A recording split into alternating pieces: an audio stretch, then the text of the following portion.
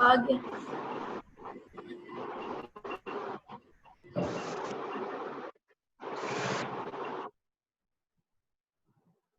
Bone fracture और इसके repair के बारे में पढ़ेंगे कि बोन टूटती कैसे है और फिर इसको रिपेयर कैसे किया जाता है। तो पहले हम फ्रैक्चर्स की टाइप देख लेते हैं।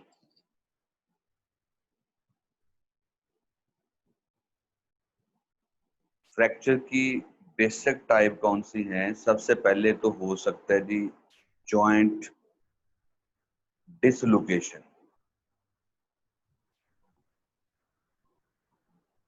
कि जहां पे बोन्स आपस में जुड़ी होती हैं वो जॉइंट टूट जाता है और बोन अपनी जगह से हिल जाती है। जैसे ये स्क्रीन पे आपको एल्बो जॉइंट नजर आ रहा है, ये नॉर्मल जॉइंट है, लेकिन ये किसी भी फैक्टर से जॉइंट के ऊपर ये बोन डिसलोकेट हो जाए तो ये एक्सरे चेक करें तो सेकंड वाला ये कंडीशन आपको मिलेगी। ये इसे कहेंगे जॉइंट डिसलोकेशन।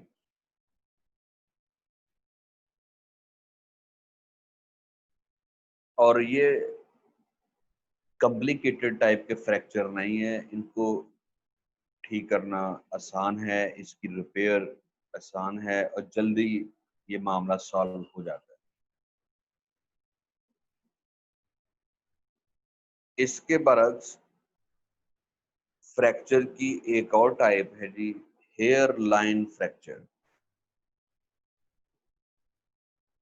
इसको इनकम्प्लीट फ्रैक्चर भी कह सकते हैं कि इसमें बोन पूरी तरह टूटती नहीं है, बोन के ऊपर दरार पड़ जाती है। दरार को हम फिशर भी कहते हैं। एक फिशर बन जाता है या बाल की तरह की एक लाइन बन जाती है, दरार पड़ जाती है।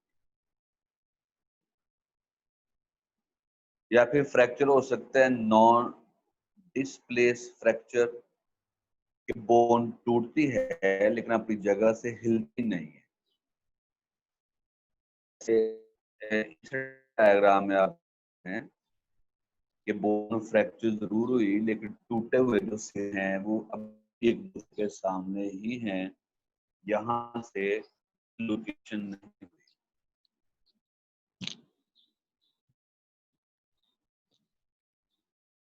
फ्रैक्चर की एक और टाइप देखते हैं।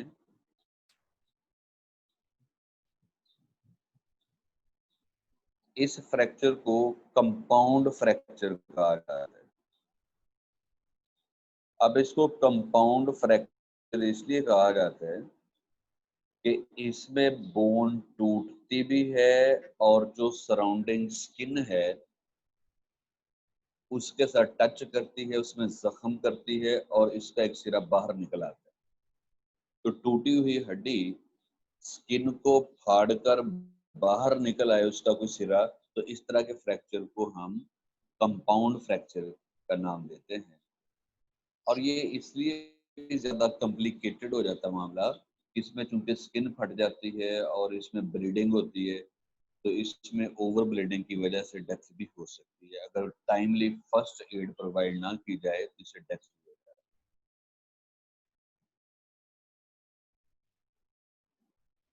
फिर ये फ्रैक्चर है जी कॉम्प्लिकेटेड फ्रैक्चर।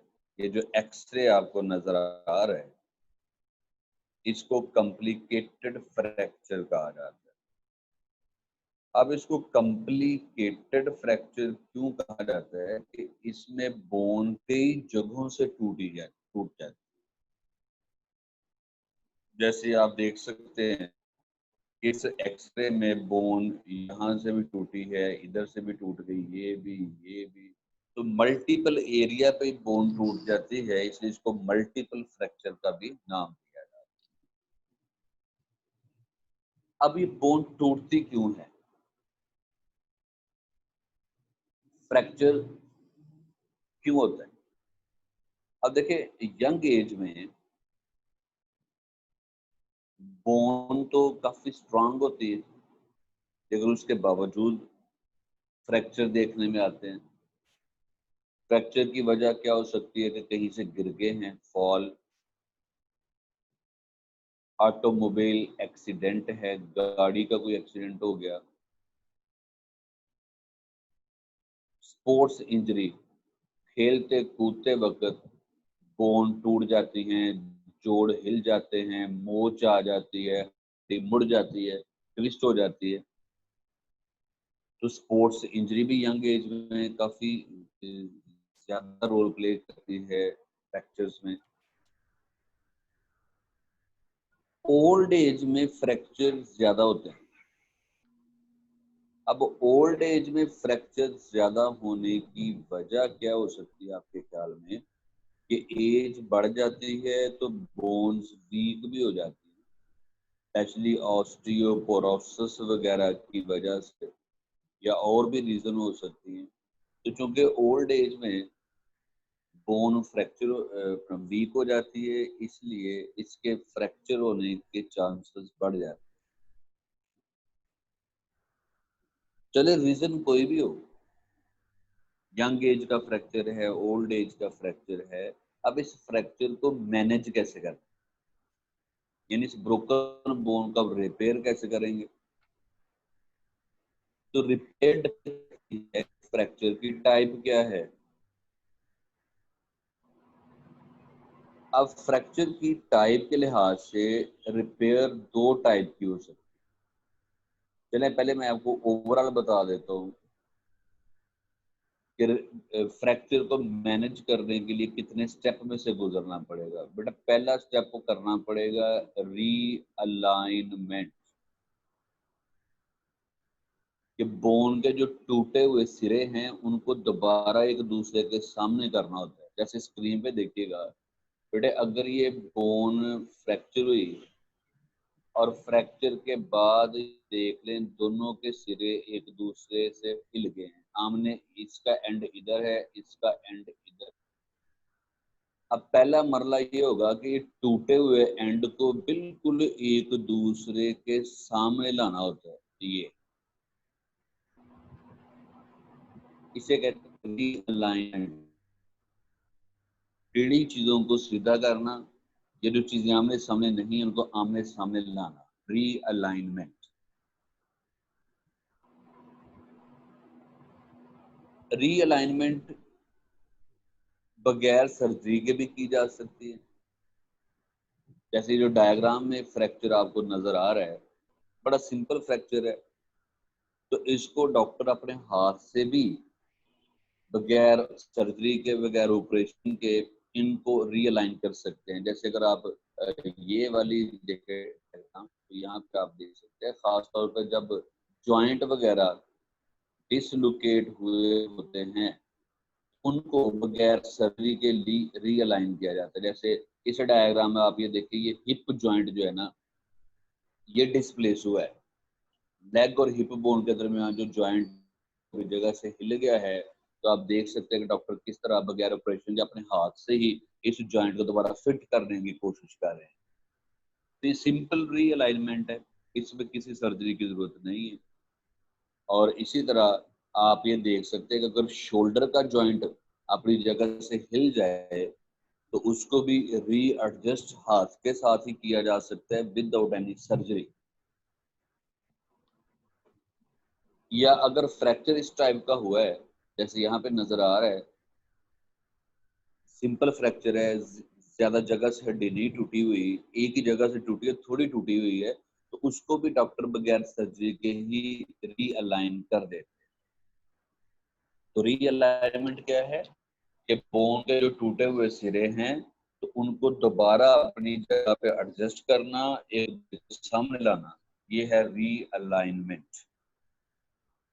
अब रीअलाइनमेंट के बाद का मरहला है वो है रिडक्शन, कि टूटे हुए सिरे एक दूसरे के सामने आ तो गए हैं, अब उनको रिड्यूस कैसे करेंगे, यानी इनको जोड़ेंगे कैसे। अब रिडक्शन का मतलब होता है कॉक्स करना, कॉक्स का मतलब होता है इनको अटैच करना, आपस में जोड़ना।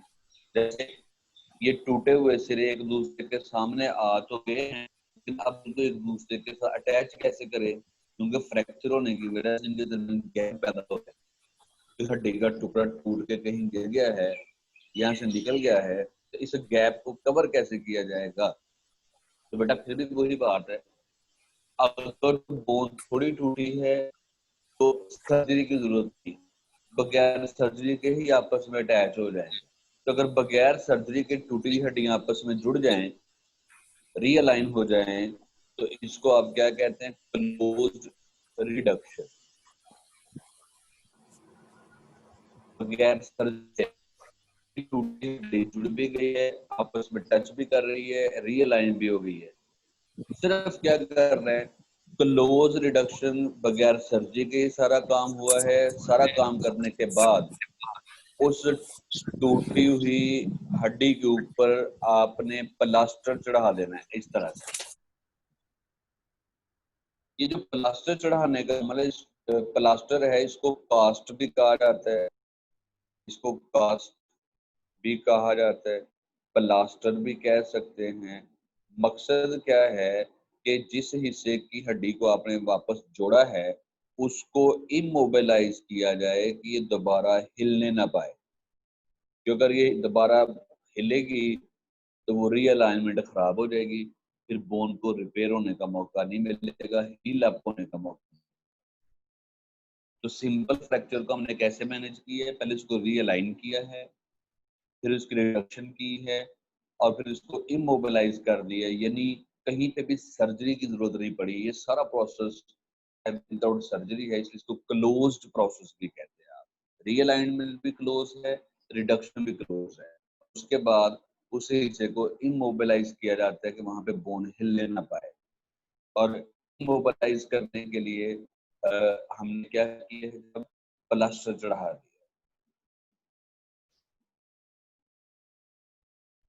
प्लास्टर चढ़ाने के अलावा और हमारे पास ऑप्शन क्या है। प्लास्टर चढ़ाने के अलावा हमारे पास ये ऑप्शन है जी, जो आपको स्क्रीन पे नजर आ रही है, और ये ऑप्शन है ट्रैक्शन, पुल करना।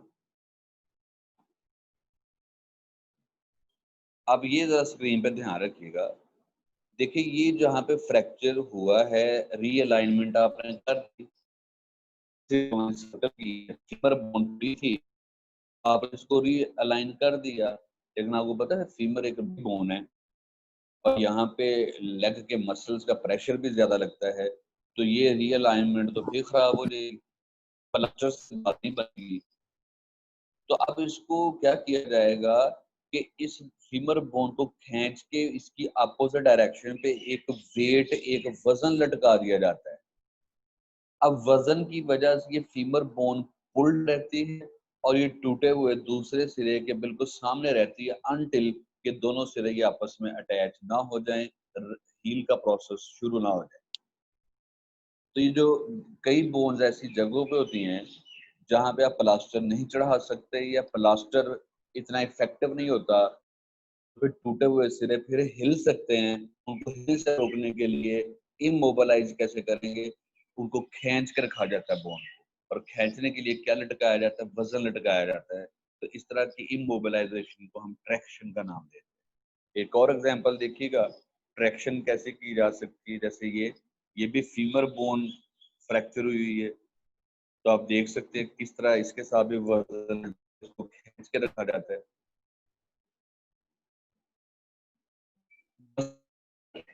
जब फ्रैक्चर मल्टीपल होगा, जैसे ये देखें स्क्रीन पे एक एक्सरे नजर आ रहा है, ये मल्टीपल फ्रैक्चर है, या बोन इस तरह से टूटी है तो उनके दरमियान गैप है, टूटे हुए सिरों के दरमियान गैप ज्यादा है, सर्जरी करनी पड़ेगी, क्योंकि इसको हाथ से जोड़ेंगे तो कहाँ कहाँ से जोड़ेंगे। खास तौर पे एक्सरे पे गौर कीजिएगा, ये जो बोन निकल गई है, ये टूटा हुआ हिस्सा है, ये तो हड्डी से जुदा होके लेग में पड़ा हुआ है, इसको आपके साथ कैसे आप वैज्ञानिक करोगे, क्योंकि आपको यहाँ पे बोन टूट रहा है, फ्रैगमेंट्स बन गए हैं। अब उन फ्रैगमेंट को जब तक आपको नजर नहीं आएंगे, आपको बगैर सर्जरी के आप उनको आपस में दोबारा रीअलाइन कैसे करोगे, उनको दोबारा जोड़ोगे कैसे? इसके लिए जो फिर सर्जरी करना पड़ती है और टूटी जोड़ा जाता है, रीअलाइन किया जाता है, ओपन रिडक्शन कहा जाता है। जैसे मैं इसका एग्जांपल आपको देता हूँ।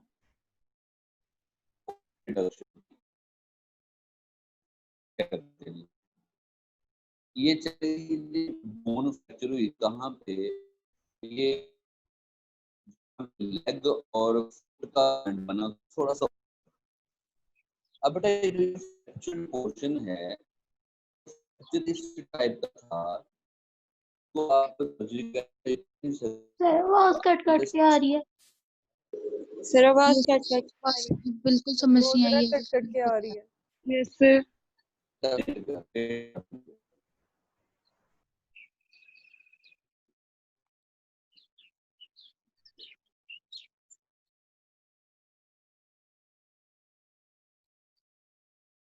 फ्रैक्चर मल्टीपल होगा, बोन जगह जगह से टूटी होगी, तो उसको फिर आप सर्जरी के बगैर रिपेयर नहीं कर सकते, सर्जरी करनी पड़ेगी।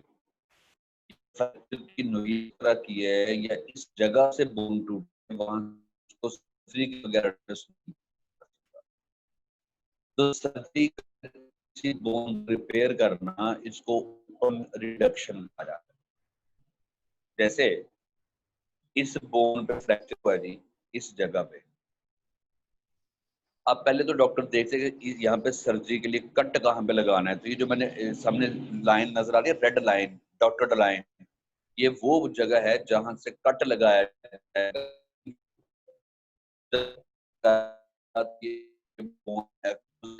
टूटी हुई बोन दोबारा ठीक नहीं आ रही आवाज। दोबारा कट कट के आ रही सर। ये पिछली दफा भी हुआ था सिग्नल का, पिछली दफा भी, पिछले वीक में भी ऐसे ही एक दिन हुआ था। आवाज नहीं आ रही, क्यों नहीं आ रही? ये तो आवाज ने बड़ी गुस्ताखी की है कि आपकी सम्मतों तक पहुंचने से इनकार कर दिया। क्यों नहीं आ रही आपको आवाज? सर अब ठीक आ रही है। अच्छा, जब कोई दूसरा लेक्चर चढ़ो भी ठीक आ जाती है। ओके जी, तो हम सर्जरी करते हैं, टूटी हुई बोन एक्सपोज करते हैं। इतने टूटे को आपस में छोड़ने के लिए हम ये इस्तेमाल करते हैं मुख्तलिफ किस्म की प्लेट्स, स्क्रू और इवन के पिन्स भी इस्तेमाल करते हैं। स्टील की बनी हुई पिन भी इस्तेमाल कर सकते हैं, स्क्रू भी इस्तेमाल कर सकते हैं, और उनके अंदर रॉड भी डाला जाता है। तो ये बिल्कुल ऐसे ही जैसे कंस्ट्रक्शन प्रोसेस है। तो इस तरह की सर्जरी के लिए आर्थोपेडिक सर्जन का ऑपरेशन थिएटर आप विजिट करें ना, तो आपको लगेगा किसी गाड़ी की शॉप में आ गए, ट्रेन पड़ी हुई है, स्क्रू प्लेट्स, सर रॉड आवाज पड़े नहीं हुए आ हैं। रही। आवाज नहीं आ रही बिल्कुल। पढ़ाते हैं। क्यों नहीं आ रही आवाज?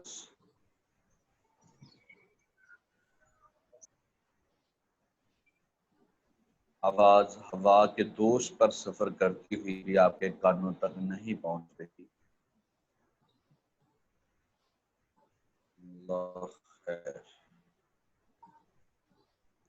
अब हड्डी को आपस में जोड़ा जाता है किसकी मदद से?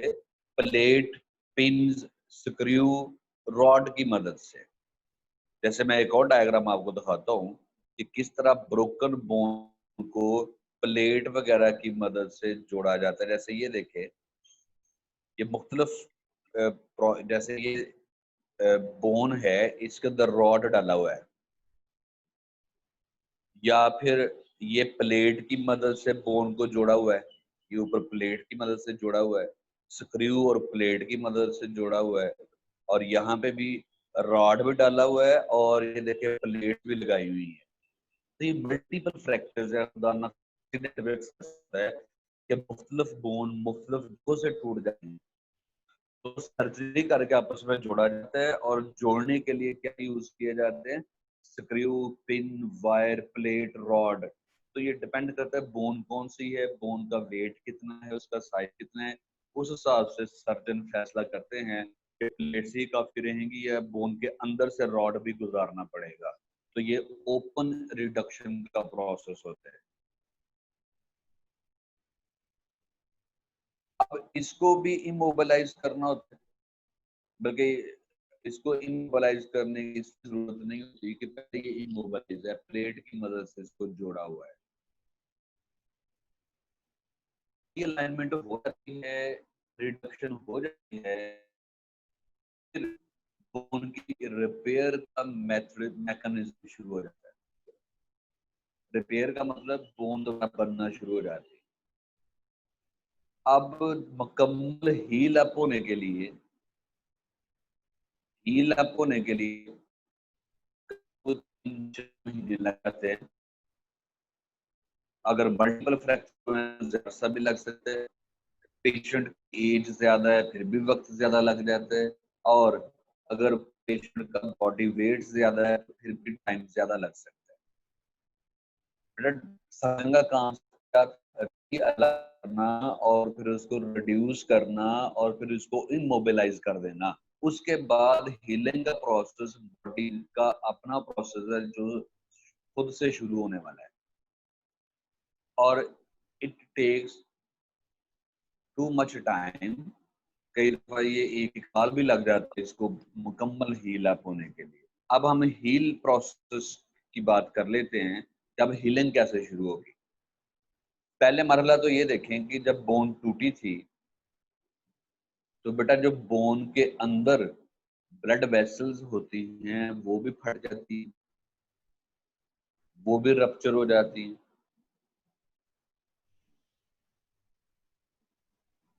और वहां से ब्लीडिंग होती है। ब्लीडिंग के बाद वहां पे ब्लड क्लॉट बन जाता है। बोन के जो टूटे हुए सिरे हैं उनके इर्द गिर्द एक ब्लड क्लॉट बन जाता है। इस ब्लड क्लॉट को हीमाटोमा कहा जाता है। ये टूटी हुई बोन पे ब्लड क्लॉट बन जाना, इस ब्लड क्लॉट को क्या कहेंगे? हीमाटोमा।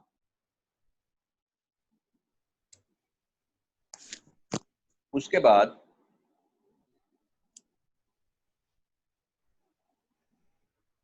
इस जगह पे दोबारा ब्लड कैपिलरीज बनना शुरू हो जाती है, नई ब्लड वेसल बनती है, ऑक्सीजन सप्लाई बहाल होती है, आहिस्ता आहिस्ता ब्लड क्लॉट वहां से खत्म होना शुरू हो जाता है, स्वेलिंग कम होना शुरू हो जाती है, और वहां पे फाइब्रोकार्टिलेज बन जाती है। वो बोन के सेल होते हैं, स्टेम सेल वहां पे आते हैं, माइग्रेट करते हैं, पहुंचते हैं टूटे हुए सिरों के ऊपर, वहां पे अपनी एक्टिविटी शो करते हैं, और वहां पे पहले कार्टिलेज बनती है, फाइब्रोकार्टिलेज। और अगर आप ये डायग्राम गौर से देखें तो बारीक लाइनें दोनों सिरों के दरमियान नजर आ रही होंगी आपको। ये फाइब्रोकार्टिलेज बनी है, कहीं कहीं पे बनी है, अभी मुकम्मल तौर पे नहीं बनी।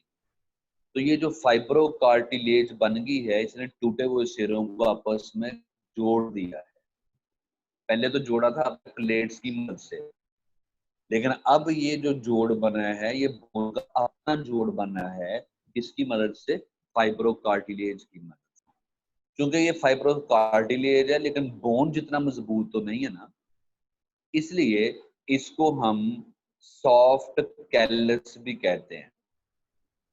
ये सॉफ्ट कैलस, ये सॉफ्ट सी एक स्ट्रक्चर बनी है जिसने बोन के टूटे हुए सिरों को आपस में जोड़ दिया है। फिर मजीद टाइम गुजरता है, वीक्स के बाद यहाँ पे ऑस्टियोक्लास्ट सेल आते हैं, और जो फाइब्रोकार्टिलेज के साथ आते हैं ऑस्टियोब्लास्ट सेल। 2 किस्म के सेल यहाँ पे आएंगे इस एरिया पे। बोन के 2 टाइप के सेल यहाँ पे इकट्ठे होंगे, ऑस्टियोब्लास्ट और ऑस्टियोसाइट। ऑस्टियोसाइट की वजह से यहाँ पे, ऑस्टियोब्लास्ट या ऑस्टियोसाइट की वजह से यहाँ पे हार्ड बोन बनना शुरू हो जाती है, जैसे ये स्क्रीन पे नजर आ रहा है। और ऑस्टियोक्लास्ट फाइब्रोकार्टिलेज को तोड़ना शुरू कर देते हैं क्योंकि उसकी जरूरत नहीं होती है। तो अब ऑस्टियोक्लास्ट ने सॉफ्ट कैलस को खत्म कर दिया है और उसकी जगह ऑस्टियोब्लास्ट ने किसको बना दिया है? हार्ड बोन को या बोनी कैलस को। अब जब ये बोनी कैलस की तरह बन जाता है तो जिसका एक्सरे करवाएं, जब उनको पता चलता है एक्सरे के पॉइंट के ऊपर हाँ जी जोड़ पूरी तरह बन गया है, तो फिर वो जो इमोबिलाइजेशन होती है वो उतार दी जाती है। प्लेट्स लगाई हैं वो निकाल दी जाएंगी, रॉड डाला है रॉड निकाल दिया जाएगा, प्लास्टर चढ़ाया हुआ तो प्लास्टर रिमूव कर दिया जाएगा, क्योंकि बोन के टूटे सिरे आपस में मजबूती से जुड़ चुके हैं। उसके बाद पेशेंट को कहा जाता है जी अब आप अपनी नॉर्मल रूटीन लाइफ स्टार्ट करें, हल्की फुल्की एक्सरसाइज करें, प्रोटीन रिच और मिनरल रिच फूड लें, जिसमें मिनरल्स भी ज्यादा हो, प्रोटीन भी ज्यादा हो, विटामिन डी लें। उसके बाद का जो मरहला शुरू होता है ना 4 महीने के बाद वाला, वो है बोन रीमॉडलिंग। बोन का पहले जैसा हो जाना। लेकिन बेटा इसमें लंबा अरसा लग सकता है। और रीमॉडलिंग एक्चुअली पता क्या होती है कि बोन के जो टूटे सिरे दोबारा जुड़ गए हैं, दोबारा ये कनेक्शन बहाल हो गए, वहां पे मिनरल्स डिपॉजिट किए जाते हैं। ब्लड में से मिनरल्स निकल कर वहां पे दोबारा जमा होना शुरू हो जाते हैं, ताकि इसकी स्ट्रेंथ फिर दोबारा पहले जैसी हो जाए, जैसी स्ट्रेंथ टूटने से पहले थी। और बोन दोबारा इस काबिल हो जाए कि वो पहले की तरह मैकेनिकल स्टिमुलस, पहले की तरह प्रेशर को बर्दाश्त कर सके और पहले की तरह ये बोन मूव कर सके, इसमें कोई मसला ना हो। रीमॉडलिंग का मतलब है फिर पहले जैसा हो जाना, यानी जितनी टूटने से पहले स्ट्रेंथ थी बोन के अंदर वो स्ट्रेंथ बहाल की जाए। तो इस स्टेज को रीमॉडलिंग स्टेज का कहते हैं।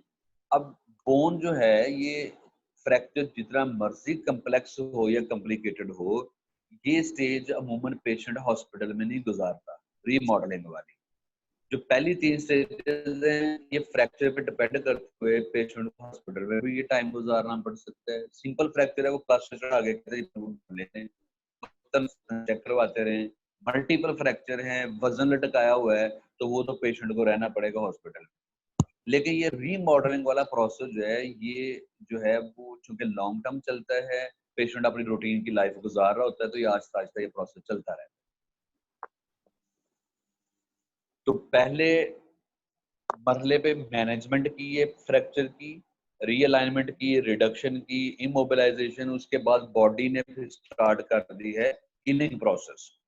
तो हीलिंग प्रोसेस जो है वो मुख्तलिफ शक्लों में 1 साल तक ही चलता रहता है।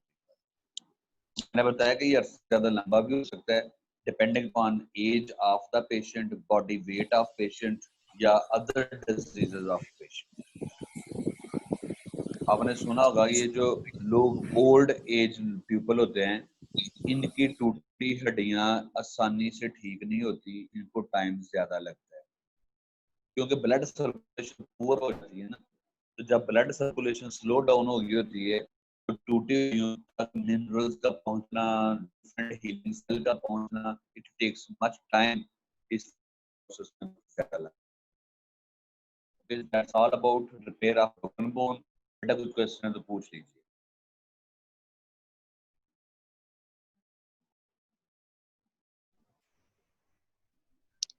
सर ये 3 से 4 मंथ्स काफी लॉन्ग ड्यूरेशन है, इसमें पेशेंट को बेड पे ही रहना पड़ता है।